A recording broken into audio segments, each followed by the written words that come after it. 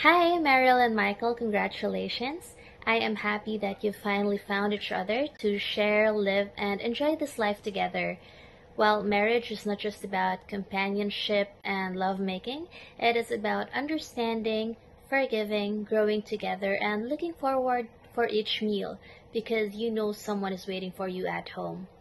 Well, I'm praying for abundance, peace of mind, a stronger connection with our Lord, and a happy married life for the both of you. Again, congratulations, Meryl and Michael, and stay blessed. Hi to my college best friend, Meryl. Maybe ko, I'm so emotional right now. Dumduman ko sang college ta. We talk about our dreams, our goals, but then again, life happened. But I hope you know how much I love you, and I'm so proud of what you achieve right now. And sanggit message mo ko that you are getting married. I was shocked, and at the same time, I'm like mixed emotion. Like, do ka san lang. And I'm so happy to the both of you. Congratulations. So, my poem in obra. It's a short poem for you guys. So, now that you have decided to bind your hearts together forever, a new chapter unfolds, a new story, a new beginning, and a start of a love unending. So, I hope that the two of you enjoy growing old together as much as we have enjoyed our college days together. Because if you do, you're in for a lifetime of happiness. I wish nga maka-attend ko sa kasal mo, but it's way too impossible because it's actually miles away. But you know that I'm always so happy for you. So congratulations to the both of you. I love you and I miss you. Hope to see you soon. Hello, gang Mariel and Michael. Congratulations on your wedding day. I'm so happy for Mariel kay for how many years nakita na gid man ang ana nga the right one. Wishing you all the best in life and God bless you both. So, good day sa inyong lahat. Mm,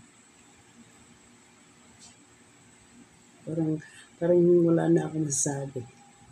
So, ito na lang ang masasabi ko sa inyo.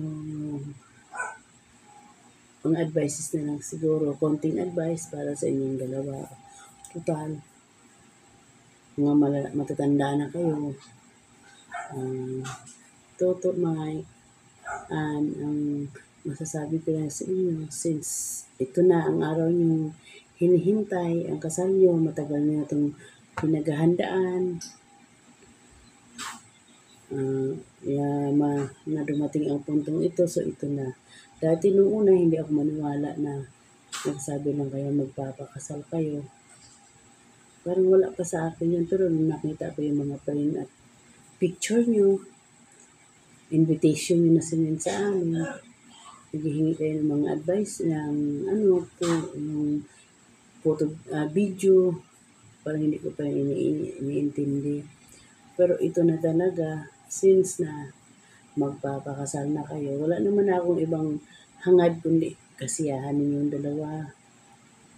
Kasi nasa hustong kulang na rin kayo para mag-settle down ng sarili niyong pamilya. So, siguro ang masasabi ko na lang mga advices na lang bilang atin nyo. Tandaan nyo, wala na tayong magulang na gumagabay sa inyong dalawa. Ito, kung sa bagay, sanay naman kayo sa independent na buhay kasi malayo kayo sa amin na nasa ibang kabilang ibayo kayo. Ang masasabi ko lang, since nagkakilala kayo, nung nagmamahalan kayo, sana ang pagmamahalan nyo ay lalo pang lumalim at walang away na mangyayari, walang tampuhan. Although nasa mag-asawa, hindi natin maiwasan yung mga ganon. Pero wag niyong hahayaan na tumagal at humaba pa yung mga tampuhan yung ganon. Huwag niyong hayaan. Huwag niyong tutulugan na hindi pa ninyo masolve ang problema ninyo. Kasi, yan din minsan ang cause na minsan yung mag-asawa nagkakahiwalay kasi hindi nagkakaintindihan sa mga ganun. Sa mag-asawa kasi, ano lang, yung give and take, hindi lang, porkit ikaw na lang, porkit ikaw, isang desisyon nyo na lang masunod. Magbigayan kayong dalawa. Pag-usapan nyo kung anong magandang gagawin. Siyempre, kukunin mo rin yung advice ni Ann o ni Tuto para sa magiging success ang inyong pagsasama. Since kasal na kayo, legal, iwasan nyo na yung selos. Yun, dapat iwasan. Although, may selos man, pero hindi yung selos na selos talaga. Ibigay nyo na yung tiwala nyo sa isa't isa. Kasi, tiwala lang yun eh. Tiwala lang ang pakawalan nyo sa isa't isa yun. Malaking bagay na yun sa mag-asawa. Wala naman akong hiling sa inyo. Sana bibigyan na kayo ni Lord ng baby para talagang buong-buo na yung pamilya nyo. Ang masabi ko lang sa'yo, Tuto Michael, dahil alam ko simula nung bata ka masyado talagang mainitin yung ulo mo. Maiksi yung pasensya. Yun ay iwasan mo na ngayon. Sana bawasan mo na yung ganong pag-iisip. Huwag mong sabihin na always lang bawsian sa mga desisyon mo. Wag ganun. Kailangan, i-level mo rin ang init ng ulo mo. Huwag kayong gagaya sa akin na always na lang mainit yung ulo, always na lang galit. Yun ang hindi maganda kasi hindi sa lahat na oras magiging malamig ang ulo ng partner natin sa isa't isa.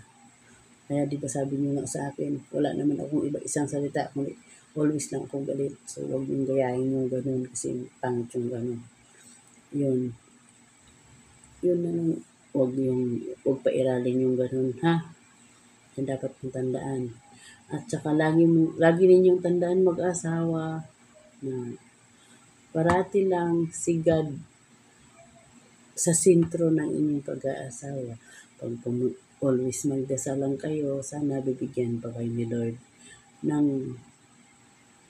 sana pagtibayin pa ni Lord ang inyong pagsasamang dalawa. Kasi, tsaka kung kayo man may mga problema, na sa tingin nyo may maitulong kami, huwag kayong mahiya na tumawag or manghingi ng mga advice bilang kapatid nyo. Ako, sinining mo, nandito lang kami, handang magbibigay ng mga advice kung sa kaya namin ibigay sa inyo. Kasi bilang unang nagkapamilya, siyempre alam na namin kung ano ang tama at saka mga nararanasan namin na pwede namin ma-share sa inyo. So, ito lang siguro ang masasabi ko sa inyo. Congrats! Narating nyo na ang pangarap nyo. Matagal nyong pinaghahandaan itong pagpapakasal. Sana, ingatan kayo ni Lord. Iban pa ni Lord ng husto ang inyong pagsasama. Andyan na si Lord sa inyo gumagabay. Hindi kayo ni Lord hahayaan na magiging basta hindi kayo ni Lord hahayaan, gagabayan kayo always. Mag-ingat kayong dalawa sa araw-araw kasi mas malayo kayo sa amin. Wala akong masasabi. Yun lang siguro ang masasabi ko sa inyo. Sige, good luck and best wishes sa inyong dalawa. I love you. Ingat kayo. I love you more. Bye-bye. Hello, my brother. Congratulations to your wedding. And I just want to say I'm so much happy for you. And I am very excited to this day to come. Okay, and finally, yeah, it's her now. Alright? And best wishes for both of you. I hope that you're gonna have a good time together forever, and I hope that you both treat each other well, and I hope that whatever happened, you always choose to love each other. Alright? And to Anne, thank you so much for accepting my brother into your world, for loving him, and for taking care of him. Now, I'm gonna give you the responsibilities, and I'm gonna hand in my brother to you. And I hope that you're going to choose him forever, whatever and whenever this life takes you both. Alright? So, again, congratulations and best wishes. Thank you.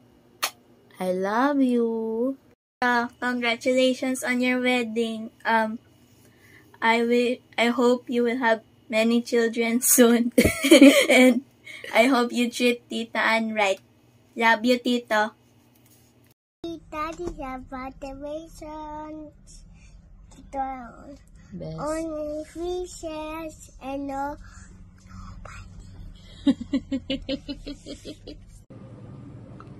Hello to! Malipayon yung pagpakasal to. Ipangamuyo o ito nga malipayon lang imong pagpangabuhi sa urihe para magtaway, mamagaan lang daan yung pagdaramok pagpangabuhi mo. Alagaan mo gito ha. Di bala, kada kita ta, ginahambalan ko ikaw, mga sawa di ikaw, ti, nag-abot, digid mo to, no? Dapat malipayon lang ikaw to. Kung kaluyan to, basi magkita ay pa kita dyan sa Dubai, kung kaluyan pa kung mahal nga Diyos, makabalik ako dyan ninyo, para makamusta kung paano di ikaw dyan. Amo lang na mahambal kung ni mo to ha. Alagaan mo gito pangabuhi mo, para ipangamuyo kung ikaw nga malipayon manti mo sa imong pamilya, alagaan mo yung pamilya mo sa uring adlaw, makita kong malipayon dapat makaabot pa ako kada no nga may bata di ikaw, kita kong namin yung pagpangabuhi mo, di pay din ako kada to, okay lang to, malipayon yung pagpakasal.